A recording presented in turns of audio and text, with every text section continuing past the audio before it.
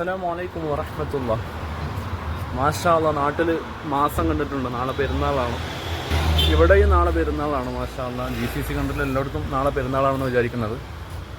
ഇന്ന് നമ്മൾ ലാസ്റ്റത്തെ നോമ്പ് തുറക്ക് പോകുന്നത് ഒരു മദ്രസയിലേക്കാണ്. ഇന്ന് റൂമിൽ നോമ്പ് തുറല്ല.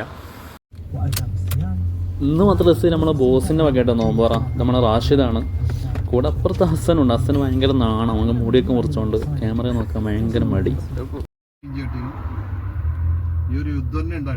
മുമ്പിൽ യുദ്ധത്തിൻ്റെ ചർച്ചയാണ്.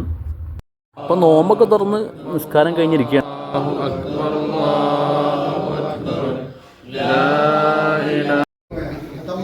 പിന്നെ നല്ല ചിക്കൻ ബിരിയാണി അടിച്ചിട്ട് റാഷിദൊക്കെ നല്ല അടിയാണ്.